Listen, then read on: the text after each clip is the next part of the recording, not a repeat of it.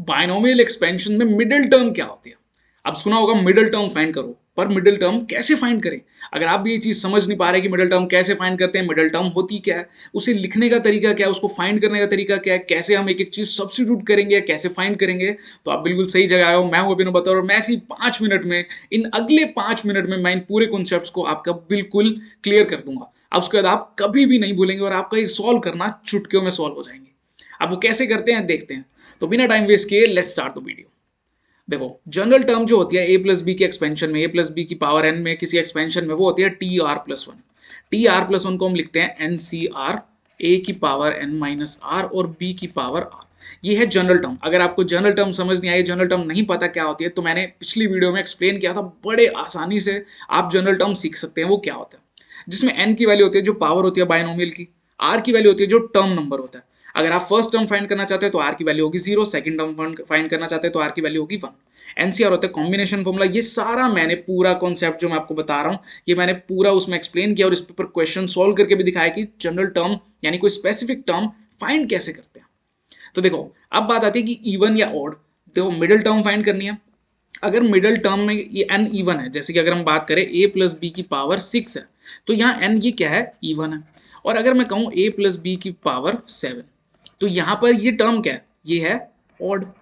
तो इवन और ऑड का कॉन्सेप्ट आ जाता है। तो इवन के लिए हम जो टर्म फाइंड करेंगे, टर्म को यहाँ टी से डिनोट करते हैं, वो क्या रखेंगे, n by two plus one, n by two plus one. तो यहाँ पर अगर मैं कहूँ मेरी यहाँ पर पावर 6 है, जो आगे हम अप्लाई करेंगे क्वेश्चन में, क्वेश्चन सोल्व करे बिना तो कैसे ही होगा, तो क्वेश्चन सोल्व करेंगे, बट उससे पहले समझ लो कि एक्चुअल में क्या। तो अगर हमारी टर्म इवन है तो हम ये वाली टर्म फाइंड करेंगे।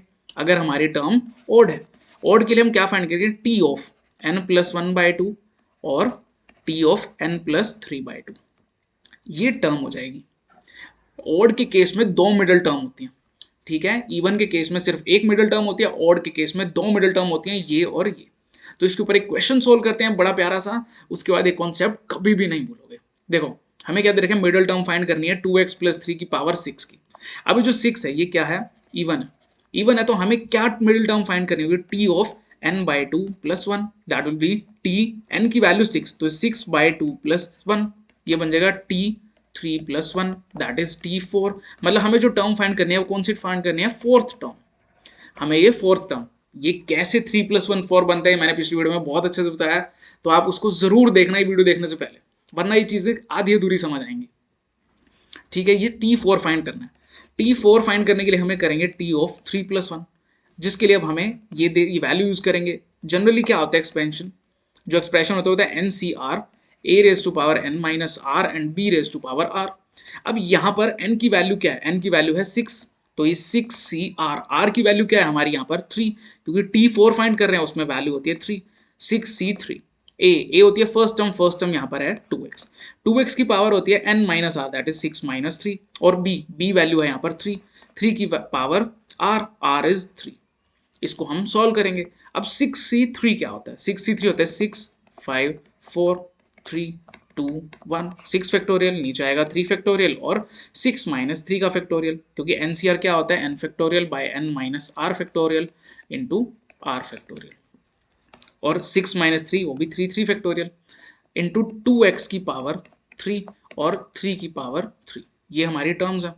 अब 3 फैक्टोरियल तो इसको कट कर देगा, और 3 फैक्टोरियल क्या होता है 6, तो 6 को कट करेगा। हमारे यहाँ पर क्या टर्म बचेगी, हमारी यहाँ टर्म बची 5 इंटू 4 20।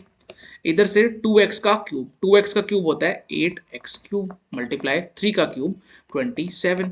तो जो हमारा आंसर आएगा वो बनेगा 27 इंटू 160 इंटू एक्स क्यूब, जिसको आप बहुत इजीली मल्टीप्लाई करके सिंप्लीफाई कर सकते हैं। तो आपने देखा किस तरह मिडिल टर्म फाइंड की जा सकती है।